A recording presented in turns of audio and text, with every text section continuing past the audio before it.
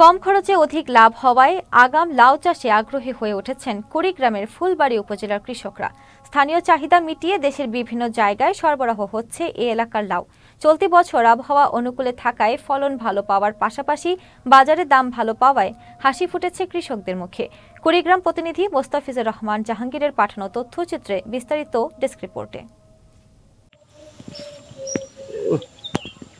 মাচায় মাচায় ঝুলছে ছোট বড় বিভিন্ন জাতের লাউ, আর সেই লাউয়ের পরিচর্যায় ব্যস্ত সময় পার করছেন কৃষকরা।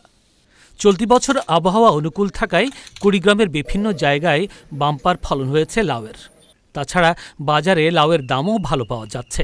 কম খরচে অধিক লাভ পাওয়ায় খুশি কৃষকরা। আমি 10 শতক জমি লাউ লাগাছি। লাউয়ে কিন্তু খরচ খুবই কম, কিন্তু লাভ বেশি। এ পর্যন্ত আমি 30,000 টাকা পর্যন্ত লাউ বিক্রি করছি। এখনো লাউ আছে খেতে, মোটামুটি লাভ 40,000 টাকা লাভ হবে। লাউ কিন্তু খরচ কম, আয় ভালো, মোটামুটি ভালো বিক্রি করছি।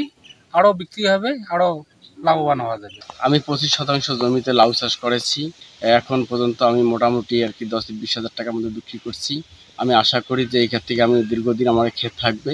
আমি 50 থেকে 1 লক্ষ টাকা পর্যন্ত এখানে আমি পাওয়ার আশা করতেছি।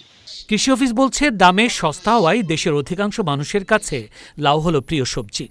তাছাড়া কম খরচে ভালো ফলন পাওয়ায় লাউ চাষে কৃষকের আগ্রহ থাকে বেশি। লাউ চাষে লাভবান হতে কৃষকদের সার্বক্ষণিক সহযোগিতা করা হয় বলে জানান এই কৃষি কর্মকর্তা। প্রায় 170 হেক্টর জমিতে সবজি চাষ করা হয়েছে খরিফ মৌসুমে। এর মধ্যে প্রায় 20 হেক্টর জমিতে লাউ চাষ করা হয়েছে।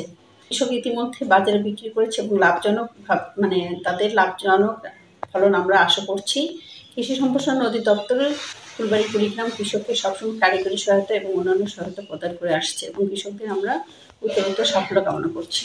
কৃষকরা বলছেন স্থানীয়ভাবে প্রতি পিস লাউ বিক্রি করা হয় 25 টাকা থেকে 40 টাকায়। লাউ চাষে খরচ কম হওয়ায় এই দামে লাউ বিক্রি করলেও লাভবান হচ্ছেন তারা। Joynul Abedin, channel S news desk.